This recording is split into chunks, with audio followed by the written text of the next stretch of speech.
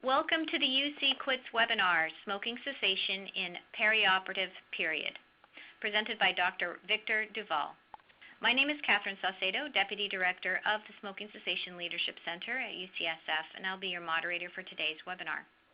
The UC Quits project aims to further reduce tobacco use and exposure, the leading cause of preventable death, by developing a UC tobacco cessation network and UC e-referral system with the California Smokers Helpline. Headed by Dr. Eliza Tong from UC Davis, this ambitious project involves all 5 of the University of California health science campuses to ensure that every smoker receives support at every encounter.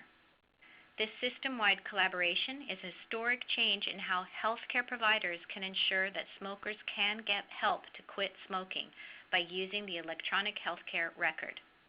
Learn more about UC Quits at www.ucquits.com and the California Smokers Helpline at www.nobutts.org. And now I will introduce today's speaker. Dr. Duval is a diplomat of the American Board of Anesthesiology. He has been a member of the UCLA Department of Anesthesia and Perioperative Medicine faculty since 2004. His academic role includes clinical teaching, resident and medical student didactic teaching, and research. Dr. Duval has been a member of the Neuroanesthesia Service at UCLA since 2004. He was appointed Medical Director of the UCLA Health Preoperative Evaluation and Planning Center in 2014. In this capacity, he's responsible for overseeing the preoperative preparation for patients scheduled for elective surgery. He leads a team of physicians, nurse practitioners, and nurses who collectively assess nearly 20,000 patients annually. And now for Dr. Victor Duval on smoking cessation in the perioperative period. Thank you, and thank you for giving me the opportunity to talk about this very important topic today. I'd like to thank Eliza Tong and Vivek Chalapa for helping with the contents of this presentation. And I would also like to acknowledge the work of David Warner and Lowell Dale, which provided much of the context of this presentation and can be found at rxforchange.ucsf.edu. This webinar is a part of the UC Quits series of brief webinar modules available on the provider training page of the ucquits.com website. In this presentation, I will highlight the impact of smoking in the perioperative period. I will go over the benefits of quitting smoking perioperatively. I will address some of the common myths associated with preoperative smoking cessation, and I will go over the important role that surgeons and anesthesiologists can play in promoting smoking cessation for their patients.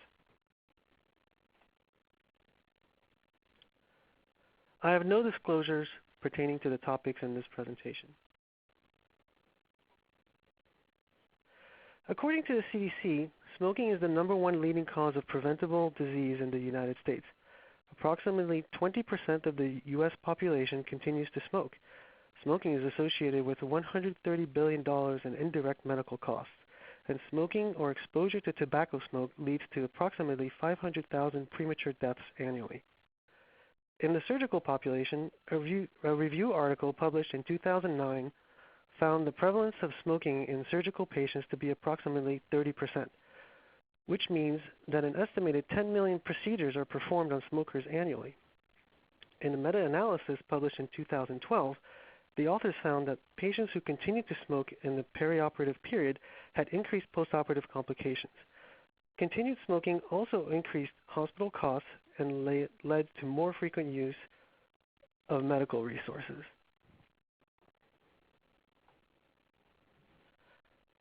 Surgeons and anesthesiologists may argue that discussing smoking cessation is time-consuming and is best handled by the primary care physician.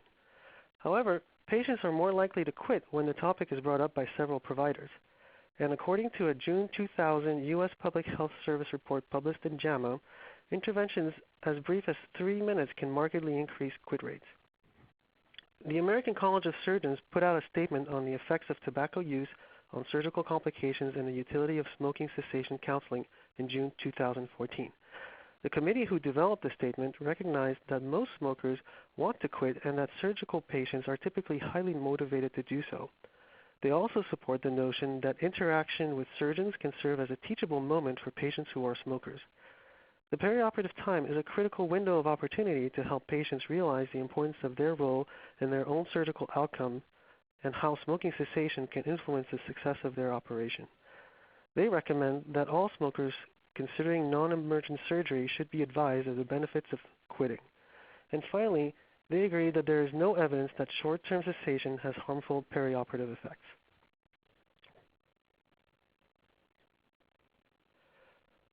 Quitting smoking before surgery has been shown to decrease the rate of postoperative complications. Moeller and colleagues published a study in Lancet in which 120 orthopedic patients were randomized to a smoking intervention program and a control group. They saw dramatic reductions in complication rates, especially for wound-related complications. Although the rate of cardiac complications was also lower in the intervention group, there weren't enough events to account for a statistically significant difference. Of note, 80% of the participants in the intervention group were able to quit or reduce smoking. Another randomized controlled trial published in 2008 by Lindstrom also showed significantly lower rates of complications. In this study, 117 patients undergoing primary hernia repair, laparoscopic cholecystectomy, or hip or knee prosthesis were followed for 30 days. The rate of any complication was 21 versus 41% for those in the intervention group compared to those in the control group. Complications were also evaluated in patients who stopped smoking for only 1 to 2 weeks preoperatively. Their rate of any complication was 22%. There may be benefits to quitting smoking in the short term as well. Although studies are lacking, we know that the two most prominent constituents of cigarette smoke have significant effects on tissue perfusion. However, the effects of nicotine and carbon monoxide are relatively short-lived. The half-life of nicotine is approximately 1 to 2 hours, while that of carbon monoxide is about 4 hours. Therefore, even abstaining from smoking on the day of surgery may have some benefit. An older study published in Anesthesia and Analgesia in 1999 supports this notion. The authors found that patients who smoked shortly before undergoing vascular surgery had more episodes of ST segment depressions during general anesthesia than the non-smokers, prior smokers, or chronic smokers who did not smoke before surgery.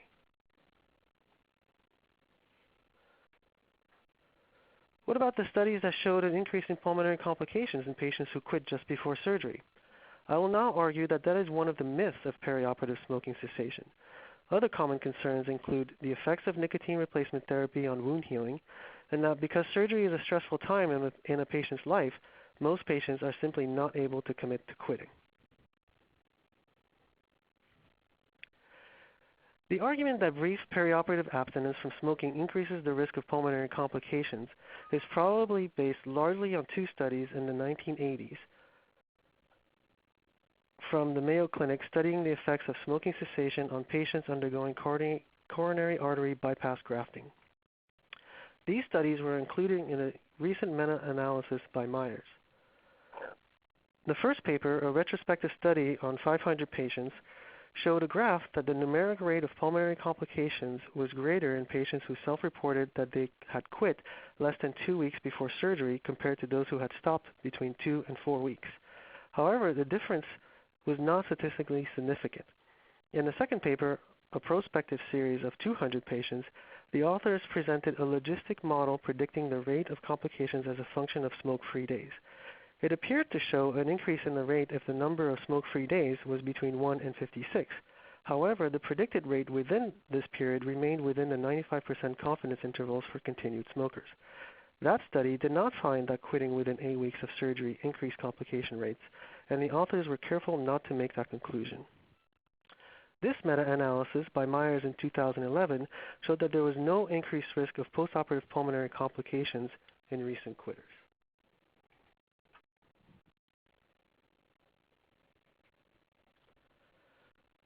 Surgeons may be concerned that nicotine replacement therapy may adversely affect wound healing since smoking is a known factor affecting this outcome. Many plastic surgeons advise patients to abstain from all nicotine products for 4 weeks before surgery. However, this practice is not based on good evidence. For one, peak plasma concentrations of nicotine are lower for nicotine replacement products than for cigarettes. More studies are needed, but the available evidence suggests that the doses of nicotine provided by nicotine replacement products should have little effect on wound healing.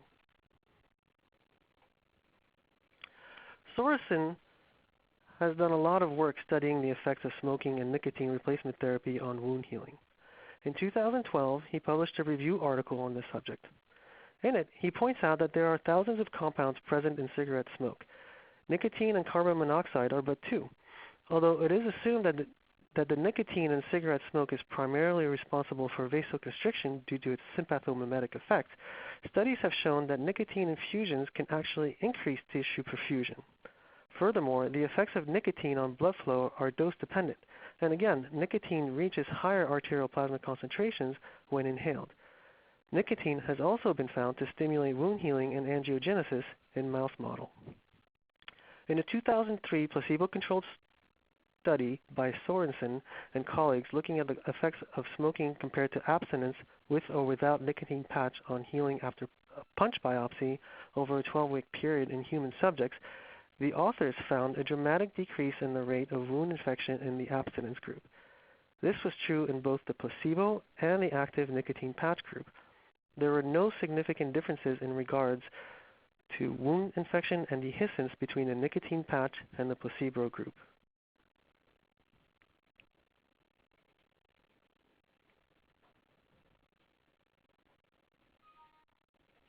Some may argue that since smokers use cigarettes as a tool to manage stress, telling these patients that they should abandon this tool while going through a period of increased stress may be ill-advised. However, in a 2004 study comparing perceived stress levels in smokers to non-smokers undergoing elective surgery, David Warner and colleagues found no evidence that quitting in the perioperative period led to increased levels of perceived stress. 141 smokers and 150 non-smokers scheduled to undergo elective surgery were enrolled. Stress levels were assessed using a 10-item perceived stress scale. One would expect the perceived stress level of smokers to increase since many of them abstained from smoking during the perioperative period. However, although the perceived stress levels of smokers were higher throughout, their scores decreased at the same rate as those of non-smokers. Therefore, abstinence likely does not lead to increased levels of perceived stress perioperatively. The authors also found that many smokers did not have increase in cravings for cigarettes over this time. In fact, it can be argued that surgery promotes smoking cessation. Even in the absence of counseling, patients are more likely to remain abstinent after 1 year after undergoing surgery. Fiore and colleagues showed in 2008 that about 5% of smokers successfully quit with each attempt. Under the best circumstances, this rate can approach 25% with each attempt with treatment in well-established, highly successful outpatient clinics. In contrast, having major non-cardiac surgery doubles the chances of quitting without any help, and patients undergoing coronary artery bypass grafting and lung cancer surgery have dramatically increased rates of spontaneous quitting. With help from a clinician, the odds of quitting approximately doubles, and patients who receive assistance from multiple clinicians are more than twice as likely to quit compared to those who receive no assistance. Remember, the American College of Surgeons supports the notion that surgery is a teachable moment. There are multiple opportunities with different healthcare providers to encourage smokers to quit. Patients are not allowed to smoke in hospital facilities, so they are forced to abstain from cigarettes. Furthermore, understanding the direct impact smoking can play on surgical outcomes can help motivate patients to quit. So what can surgeons and anesthesiologists do to help surgical patients? Most of us do not have the expertise nor the time to provide extended counseling. However, even brief interventions have been shown to be effective. Simply asking about tobacco use, advising smokers to quit, and referring those who are willing to quit to a quit line can make a difference. You can also offer medications to help your patients successfully quit. Medications significantly improve success rates. They reduce physical withdrawal symptoms and allows patients to focus on the behavioral and psychological aspects of smoking cessation. You will find an excellent discussion on the FDA-approved medications for smoking cessation in the Medications for Smoking Cessation webinar by Lisa Kroon. These are the recommended talking points from the RX for Change Surgical Care module, which can be found on the rxforchange.ucsf.edu website. Patients already know that smoking is bad, but they may not be aware of the immediate consequences to their surgery. Emphasize the benefits of perioperative smoking cessation in regards to wound healing, lung function, and heart function. It is important to frame the conversation from the standpoint that surgery can be an enabling force rather than a barrier. Remind your patients that the hospital is a smoke-free facility. Although many people don't have cravings while in the hospital after surgery, you can reassure your patients that medications can be offered to help. Lastly, we tell all our patients that they will need to fast before surgery. Empower them to fast from cigarettes as well. Patients interested in stopping smoking in the perioperative period should be referred to quit lines. Patients can be referred even if they are not ready to quit. Patients who complete these sessions have a significantly increased success rate of quitting. The counseling is free and confidential. It is offered by highly trained staff using evidence-based methods. Eligible patients can receive over-the-counter medications such as nicotine patches, gum, and lozenges for free. Quit lines are offered in every state. The California Smokers Helpline is operated by UC San Diego's Moores Cancer Center. Nationally, 1-800-QUIT-NOW is operated by varying organizations depending on the state. In summary, remember that most smokers want to quit. The perioperative period is a teachable moment for patients who are smokers. Even brief smoking interventions can markedly increase quit rates. Smoking cessation can improve surgical outcomes. Perioperative nicotine replacement therapy is safe and beneficial, and short-term cessation before surgery is not harmful. Thank you, and remember to talk to all of your patients who smoke about quitting. Please go to ucquits.com to check out the other webinars in this series. Thank you, Dr. Victor Duvall, for your presentation on smoking cessation in the perioperative period.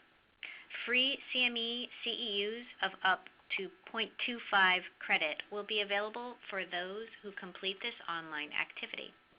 The webinar link and instructions to claim credit will be posted on the UC Quits and CME California website. For questions on the UC Quits project, please contact Dr. Eliza Tong. Thank you for your time.